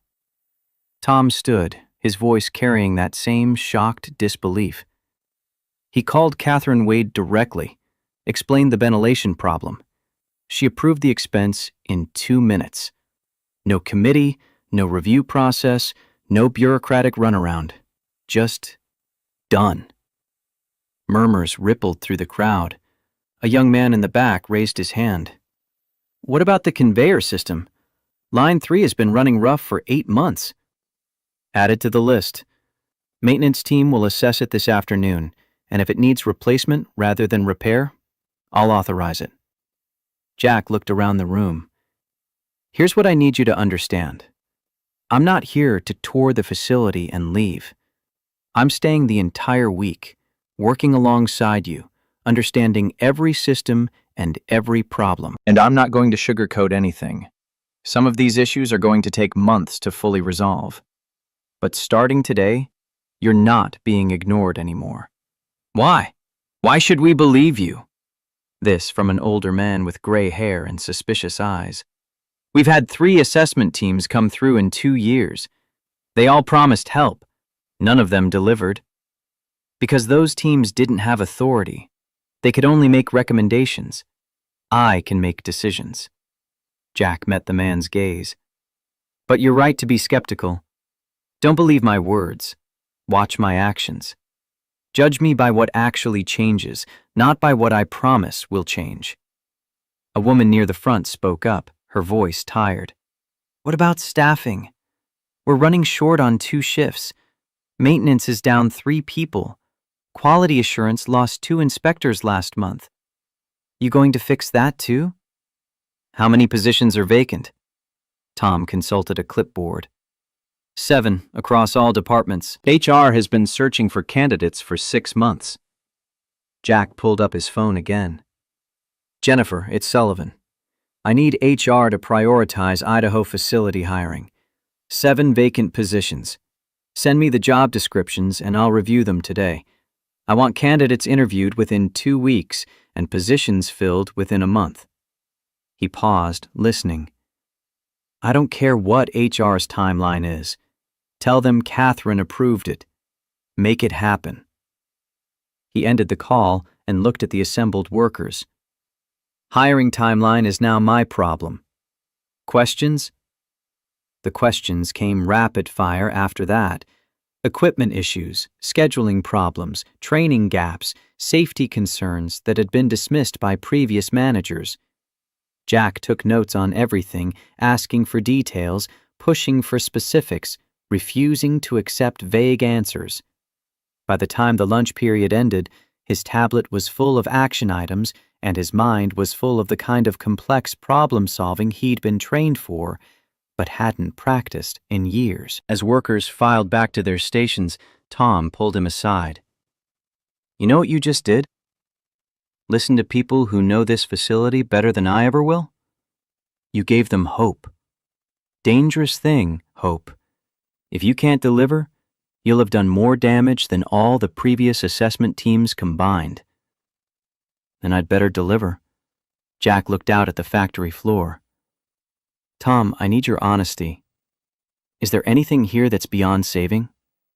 Anything I should know about that's being hidden? Tom hesitated, then gestured toward his office, a cramped space with a window overlooking the floor. Once inside with the door closed, he pulled out a folder from a locked drawer. Shipping manifests from the past 6 months.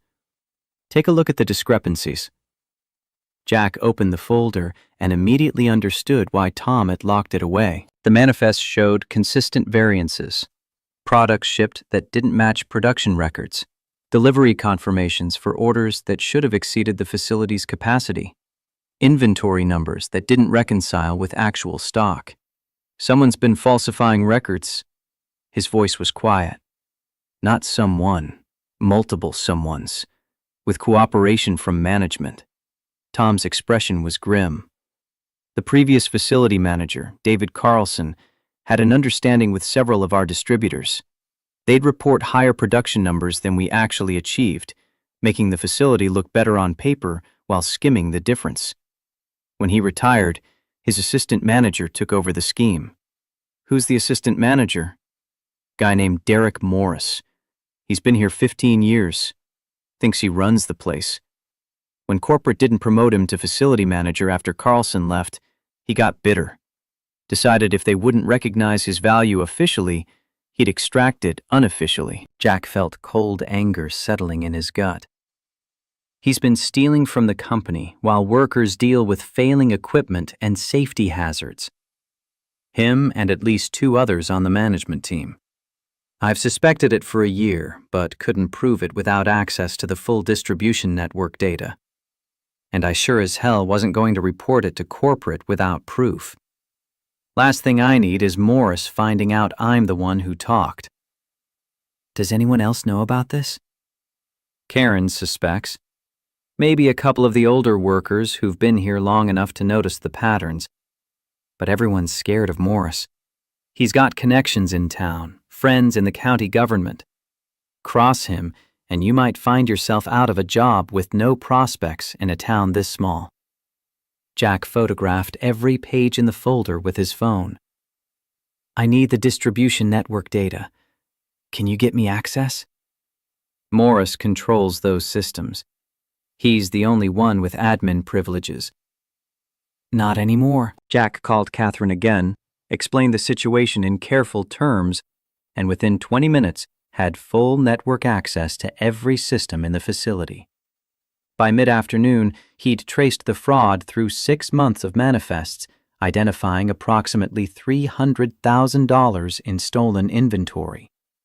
The evidence was clear, the pattern undeniable. Derek Morris had been running a sophisticated theft operation, using his position to falsify records while workers struggled with equipment that desperately needed the money being siphoned away. At 4 o'clock, Jack called Morris to the supervisor's office.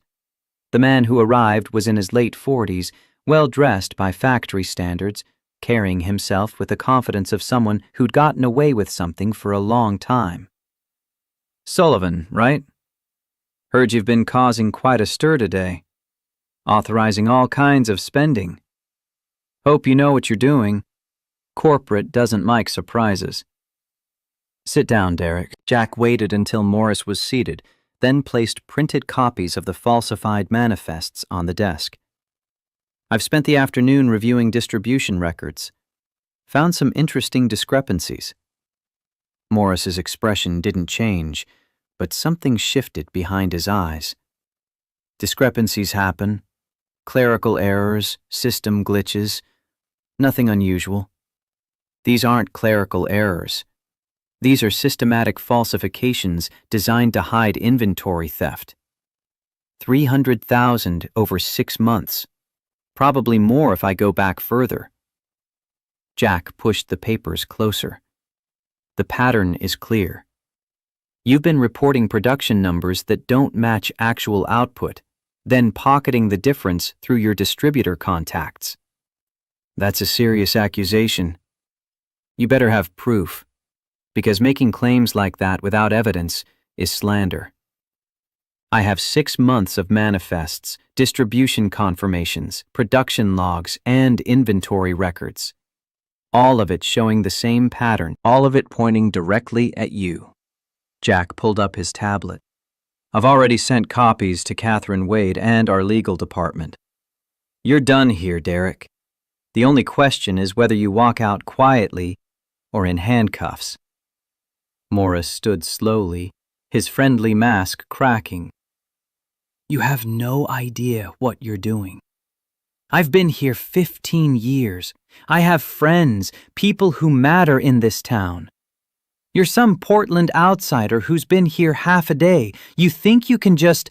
I think I can stop theft. I think I can protect workers who've been suffering while you lined your pockets.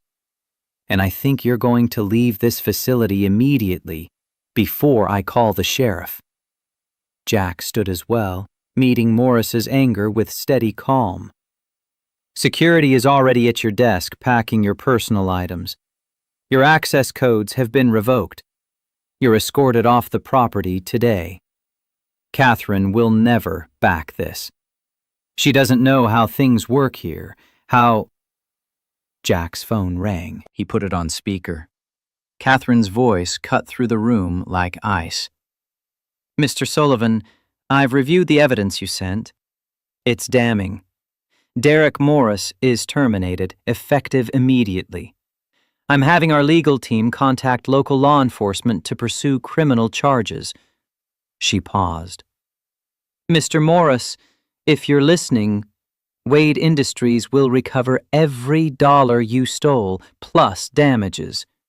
I suggest you hire a good attorney. The call ended. Morris stared at the phone, then at Jack, his face cycling through rage and fear. You're making a mistake. This facility runs because of relationships I've built. Without me, without you, this facility gets honest management and equipment that actually works. Tom Henderson appeared in the doorway with 2 security guards. Derek, let's make this easy. Your stuff is boxed. These gentlemen will walk you out. Morris left, still protesting, still threatening. His voice echoed down the hallway until it faded into nothing. Tom closed the door and leaned against it. Jesus, you've been here 8 hours. Sometimes 8 hours is all it takes to identify a cancer. Jack felt the adrenaline starting to fade, leaving exhaustion behind. Who's next in the management chain? That would be Susan Ortiz, production coordinator. She's solid. Been trying to keep things running despite Morris's interference. If anyone can step up temporarily, it's her. Get her in here. And Tom, thank you for trusting me with this. I know it wasn't easy. Easier than watching this place die while someone steals from it. Tom opened the door. For what it's worth, you just became either the most popular or most hated person in this facility. Possibly both. Word spread quickly. By the time Susan Ortiz arrived, a woman in her early 40s with sharp eyes and no-nonsense efficiency, workers were gathering in clusters, talking in hushed tones. Jack could see the reactions dividing clearly. Relief from those who'd suffered under Morris's management, uncertainty from those who'd benefited from looking the other way, and calculation from the 2 other managers Tom had suspected of involvement. Jack spent an hour with Susan reviewing the facility's actual production capacity and creating realistic targets. Then he called an all-hands meeting for the next morning, knowing he needed to address what had happened before rumors turned toxic. He worked until 9 p.m., going through personnel files, identifying everyone who'd reported to Morris, flagging concerns for further investigation. When he finally returned to his hotel, a modest chain property that was the only option in town, his phone was full of messages. 3 from Catherine, approving additional expenditures and expressing satisfaction with his handling of Morris. 2 from Jennifer, coordinating logistics for the equipment orders. One from Patricia back in Portland, grudgingly acknowledging that his instincts had been correct. And one from Sophie, sent through Mrs. Walsh's phone. "Miss you, Daddy. Mrs. Walsh made cookies. Save Idaho." Jack smiled, despite his exhaustion, and called her. She answered breathlessly, clearly having run to grab the phone. "Daddy, Mrs. Walsh said you're fixing a factory. Is it true?" "I'm trying, baby. It's complicated work." "Are the people there nice?" Jack thought about Tom's cautious trust, Susan's competent professionalism, Morris's betrayal, the workers' wary hope. Some of them are. Some of them need to learn to be. But we're making progress. "I told my class about you today, about how you save people and fix things. My teacher said you sound very brave." "Your teacher is very kind. But I'm not brave, Sophie. I'm just doing what needs doing." "That's what brave means, Daddy. Doing things even when they're hard." Her voice was matter-of-fact, the simple wisdom of children who hadn't yet learned to doubt. "I'm proud of you." After they hung up, Jack sat in his generic hotel room and felt the weight of responsibility settle deeper. He'd fired a man today, exposed corruption, authorized hundreds of thousands in repairs, and given 230 people reason to hope things might actually improve. Any one of those actions could backfire. The consequences could cascade in ways he couldn't predict. But Sophie was proud of him, and Catherine trusted him. And somewhere in this small Idaho town, workers would go home tonight believing that maybe, finally, someone actually cared about their safety and their futures. That had to be worth the risk. Friday morning's all-hands meeting filled the cafeteria beyond capacity. Workers stood along the walls, sat on tables, crowded the doorway. Jack stood at the front with Tom and Susan flanking him, facing a sea of faces that ranged from hopeful to hostile. Most of you know what happened yesterday. Derek Morris was terminated for theft and fraud. Evidence has been turned over to law enforcement. 2 other managers are under investigation and have been placed on administrative leave pending the outcome. I want to be clear. This isn't a witch hunt, but it is accountability. People who steal from this company while you work with failing equipment aren't going to be protected. "What about the rest of us?" a man in the back called out. "Morris had friends. Some of us might have looked the other way on things. Are we all going to lose our jobs?" If you stole, yes. If you actively participated in fraud, yes. If you simply worked here while Morris ran his operation, no. I'm not interested in punishing people for not being whistleblowers. Jack scanned the crowd. But going forward, the culture changes. If you see safety violations, you report them. If you see theft or fraud, you report it. If you see anything that puts workers at risk or hurts this facility, you speak up. That's not optional. Easy to say from Portland. Hard numbers matter more than sentiment when you're making decisions about our livelihoods, someone muttered. I'm not from Portland originally. I'm from a town smaller than this one, where the factory closing meant everyone I knew lost their jobs. My father worked 30 years on a manufacturing floor before the company decided it was cheaper to move production. I watched what that did to him, to our family, to our community. Jack's voice carried the weight of old pain. So when I say I understand what this facility means to you, I'm not making corporate speeches. I'm telling you, I've lived it. The room shifted. People who'd been skeptical leaned forward. The hostility in some faces softened to attention. Susan Ortiz is now acting facility manager. Tom Henderson continues as supervisor. Together, they're going to help me rebuild this place into what it should have been all along. That means honest reporting, safe working conditions, and management that actually cares whether you make it home in one piece. Jack pulled up his tablet. The ventilation system is ordered. Conveyor repairs start Monday. New safety equipment arrives next week. We're hiring for 7 vacant positions, and I'll be personally reviewing candidates to make sure we get people who fit this facility's needs, not just whoever corporate thinks is convenient. How long are you staying? A woman near the front asked. Through next Friday. After that, I'll be back monthly to ensure progress continues. But I'm not going to micromanage from Portland. Susan and Tom know this facility better than I ever will. My job is to give them resources and authority. Their job is to run this place correctly. The meeting lasted 90 minutes, with questions ranging from specific equipment concerns to broader worries about job security. Jack answered everything honestly, refusing to make promises he couldn't keep, but also refusing to sugarcoat the challenges ahead. When it finally ended, Tom pulled him aside. The 2 managers on administrative leave. They're scared. Might try to retaliate somehow. Let them try. Everything I've done is documented and approved. If they want to make noise, they'll just draw more attention to their own problems. But Tom's warning proved prophetic. That afternoon, Jack received a call from someone identifying himself as Councilman Robert Morrison, his voice carrying the smooth authority of small-town politics. Mr. Sullivan, I understand you've made some dramatic changes at the Wade facility. Derek Morris is a friend of mine, and frankly, I'm concerned about the way he was treated. Firing a respected member of our community without proper process seems hasty. Mr. Morris was terminated for documented theft and fraud. The evidence has been provided to law enforcement.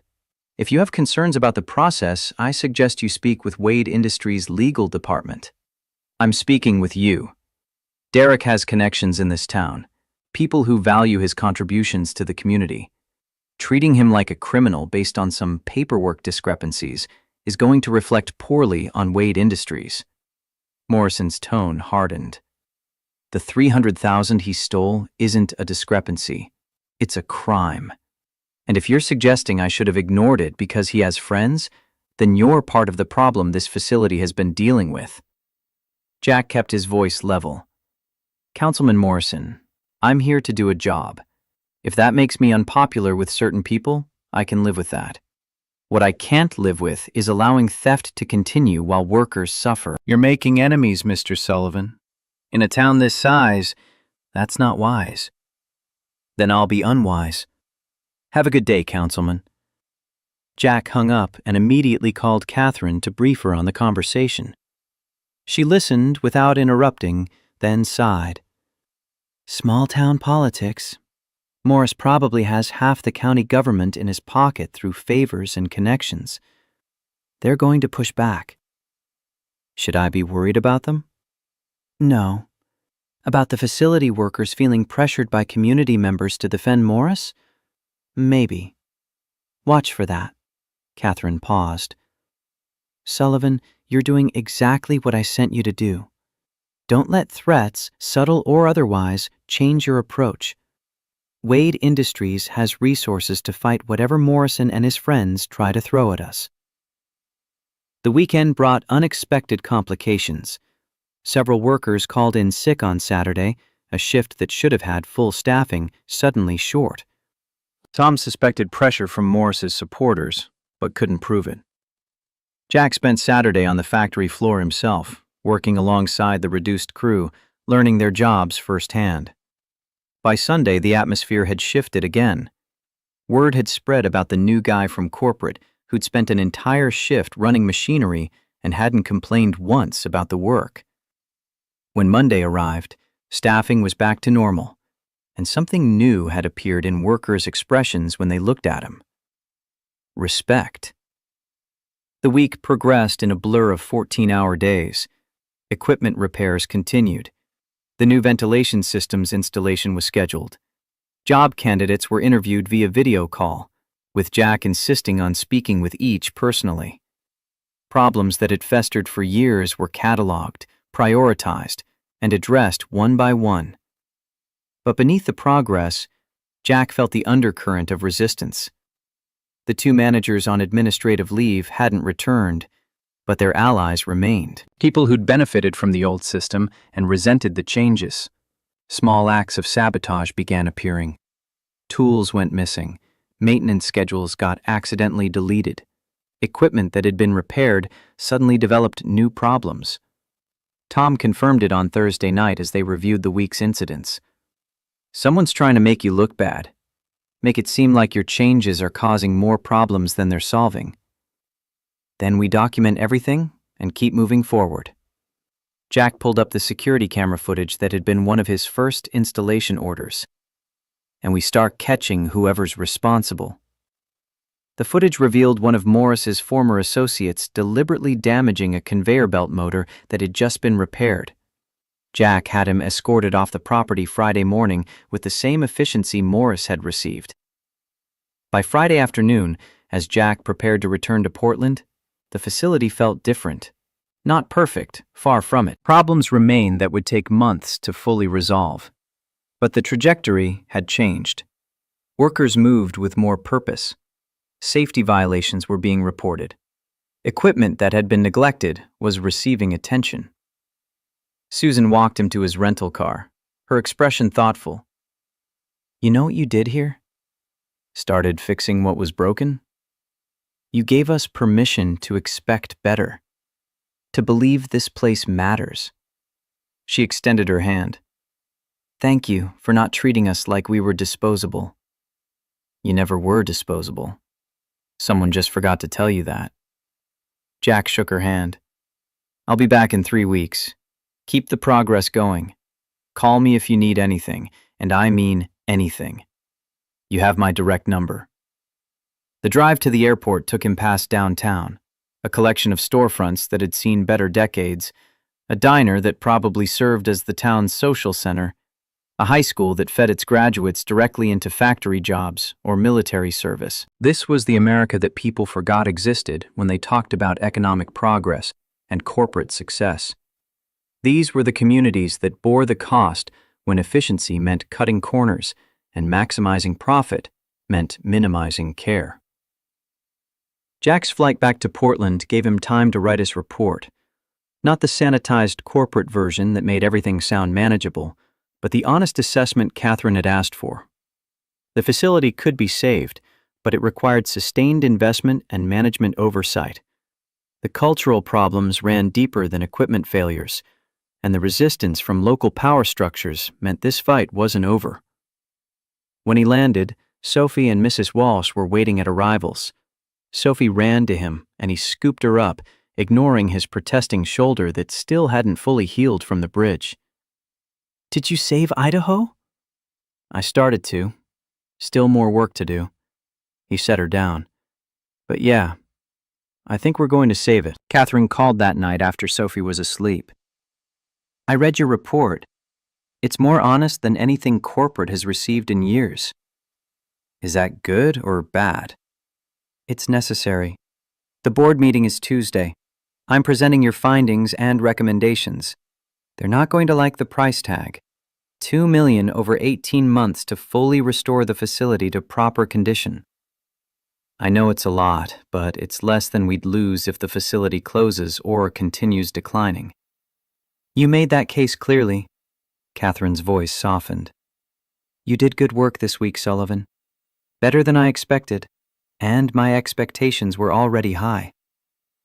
After they hung up, Ethan stood at his apartment window, looking out at Portland's lights. He'd been operations manager for 1 week. In that time, he'd exposed corruption, fired corrupt management, authorized hundreds of thousands in repairs, given 230 workers reason to hope, and made enemies among small-town power brokers who weren't used to being challenged. And somehow, impossibly, it felt like he was finally doing what he was meant to do. His phone buzzed with a text from Tom. Workers voted unanimously to name the new ventilation system the Sullivan System. Thought you should know. Jack smiled in the darkness. He'd spent 3 years feeling invisible, believing the world had forgotten people like him existed. Now his name would be on equipment keeping Idaho workers safe. It wasn't the kind of recognition that came with awards or promotions. It was better. The board meeting was scheduled for 10 Tuesday morning, which gave Jack exactly enough time to drop Sophie at school, change into his best suit, and arrive at Wade Industries with his stomach in knots. Catherine had asked him to attend, to present his findings directly to the people who controlled the company's purse strings. It was an honor and a test, and Jack understood that how he performed in the next 2 hours would determine whether Idaho got the resources it needed or became another casualty of corporate cost-cutting. Jennifer met him at the elevator with coffee and a sympathetic smile. Board meetings are theater, remember that. They're going to challenge you, question your numbers, ask why they should invest millions in a facility that's been declining for years. Don't take it personally. What if they decide it's not worth saving? Then Catherine will override them. She has controlling interest. But she'd prefer their support, which means you need to make them believe Idaho matters. Jennifer handed him a tablet with his presentation loaded. You've got this. You walked into a corrupt facility and fixed it in a week. Talking to executives should be easy by comparison. It wasn't easy. The boardroom was all dark wood and intimidating formality, with 12 people seated around a table that probably cost more than Jack's annual salary. Catherine sat at the head, immaculate in a charcoal suit, her expression giving nothing away. The others were older men and women who'd built careers on quarterly reports and shareholder value, whose connection to manufacturing floors existed only through spreadsheets. Marcus Foley was there, looking uncomfortable in a way that suggested he knew what was coming. Patricia Torres sat beside him, her expression carefully neutral. The rest were strangers whose nameplates proclaimed titles like Chief Financial Officer and Director of Strategic Planning. Catherine opened with a summary of Idaho's situation, then turned the floor over to Jack.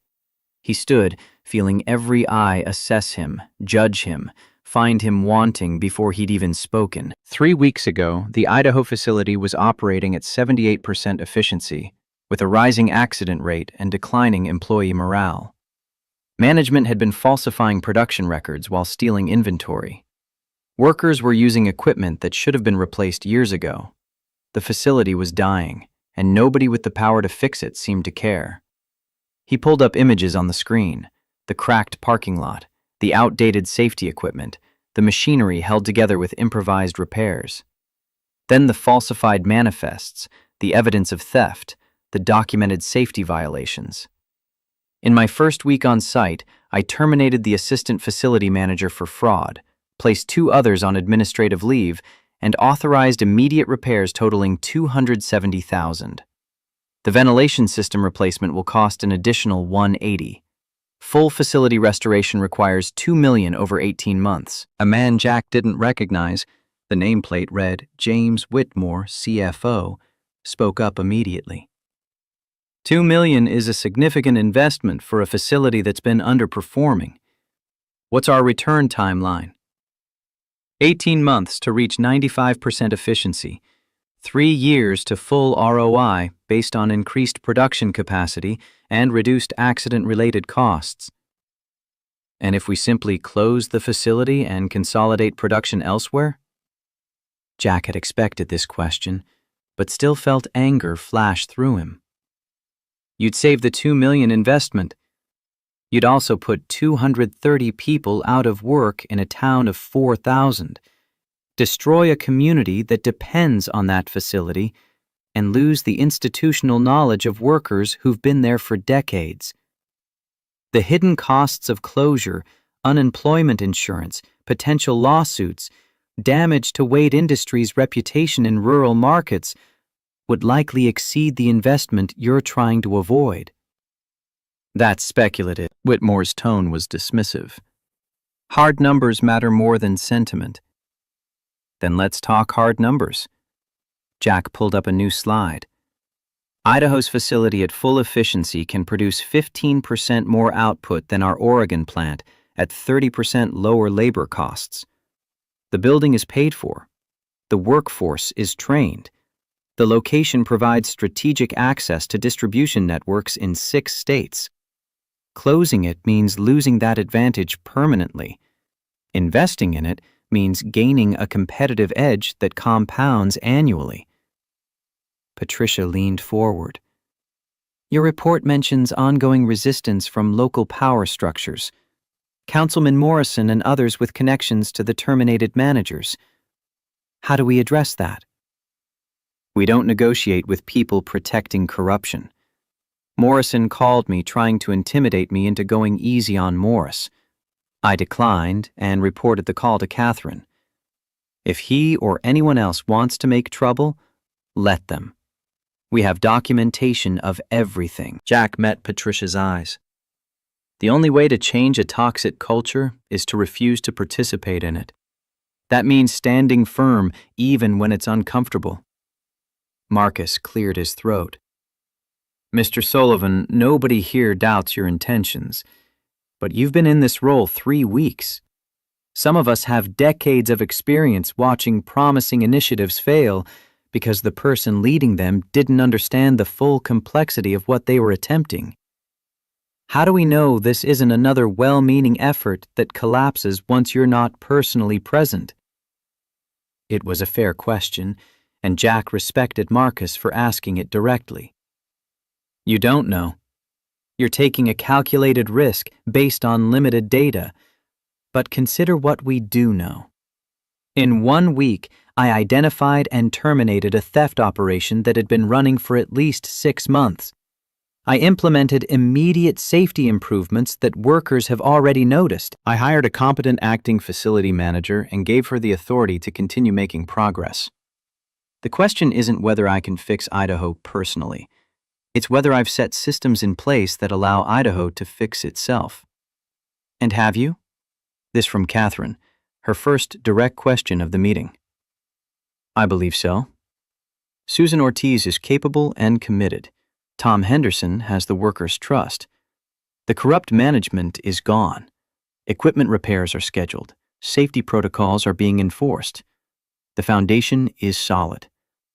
What Idaho needs now is consistent investment and oversight, not heroic intervention. Silence settled over the room. Catherine stood. I've heard enough. The board will vote on the proposed Idaho investment package, $2.5 million over 18 months with quarterly progress reviews. Those in favor? 8 hands went up, including Marcus's and Patricia's. 4 abstained. None voted against. The motion carries. Catherine's smile was slight but genuine. Mr. Sullivan, you're authorized to implement your recommendations. Quarterly reviews begin in 3 months. Don't make me regret this.